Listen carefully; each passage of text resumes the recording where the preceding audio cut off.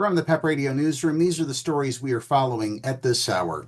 LGBTQ Nation is reporting that a shooting at a queer Pennsylvania bathhouse has left one individual hospitalized. Police have charged the suspected shooter. Meanwhile, local LGBTQ plus businesses have increased security to prevent similar attacks. Around 2:15 a.m. last Friday, police responded to reports of a man with a gun threatening people inside of Club Pittsburgh.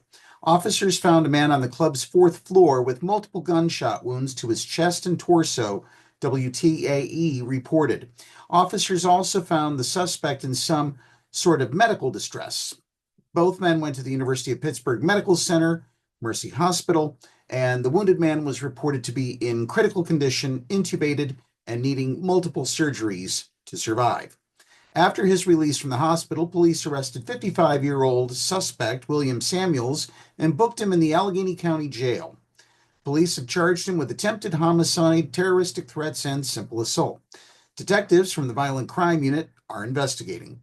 Samuels reportedly told police that he's homeless and rented a room at Club Pittsburgh to avoid the cold weather, according to CBS News. He snuck in the gun under his heavy coat. He said he thought he heard his girlfriend calling for help in a nearby room.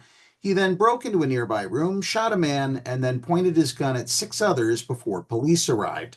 It's unclear whether Samuels was intoxicated. In a public Facebook post, Club Pittsburgh said it would continue to evaluate its safety, security, and admission policies. Our thoughts are with the victim as they recover, and we extend our sincerest gratitude to our patrons and the greater community for their continued support and understanding as we navigate this challenging time together, the club wrote. We are dedicated to reinforcing Club Pittsburgh as a space where all feel safe and valued. In other news, Hollywood idiot Kirk Cameron did something stupid. Well, there's news. Former teen actor and anti-LGBTQ plus Christian author Kirk Cameron has announced a new biblically centered children's show to combat woke Hollywood programming. Adventures of Iggy and Mr. Kirk is being billed by conservatives as a modern-day Mr. Rogers' Neighborhood with a Christian twist. Cameron has claimed parents are desperate for something that teaches wholesome values and morals, which apparently means denigrating LGBTQ plus people. If you watch many of Hollywood's kids shows, you would think that parents want woke instructions for their kids, Cameron told Fox News Digital at the green carpet premiere of the show. But the reality is they don't. They're not looking for gay dinosaurs and trans ducks to teach their children morality. Cameron also added his belief that the results of the 2024 presidential election signal that the American people want to end wokeness.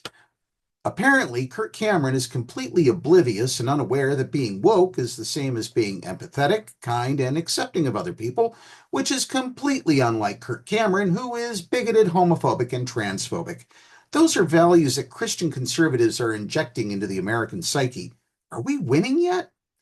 In 2022, Cameron spoke out against public libraries for hosting LGBTQ plus programs, but not his events, after claiming that more than 50 rejected his offer to host children's story time. Maybe that has everything to do with the fact that libraries are promoting learning and expanding one's mind and accepting other people as they are, not whining about wanting everyone to be as uptight and bigoted as he is. And finally, in HIV news, access to HIV treatment and medication is adversely affected by climate change, a new report finds.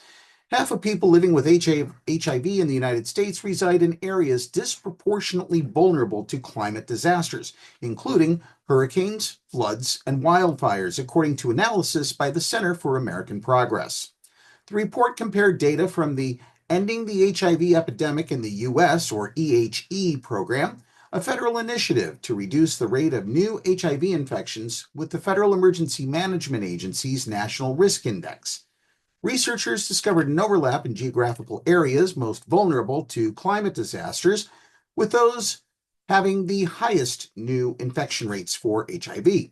50 locations, including 48 counties, Washington, D.C., and San Juan, Puerto Rico, have been designated by EHE as high priority areas to combat HIV because they're where more than 50% of new HIV cases occur. Those same areas had an average FEMA National Risk Index score of 96.8 out of 100. That translates to roughly 1 in 2 people living with HIV residing in some of the nation's most at-risk areas, the authors noted. What will definitely not help is putting people like Robert Kennedy Jr. in charge of the U.S. Department of Health and Human Services and Mehmet Oz in charge of Medicare and Medicaid services. All that will do is cause further spikes in HIV infection rates and poorer outcomes, largely due to their sheer incompetence. For more information about the stories we covered, turn to the PEP Radio page on the Pennsylvania Equality Project website, paequality.com, and just click on the little tower. Be sure to download the Live 365 app to take PEP Radio with you wherever you go. That's the news at this hour. Now back to more music on PEP Radio.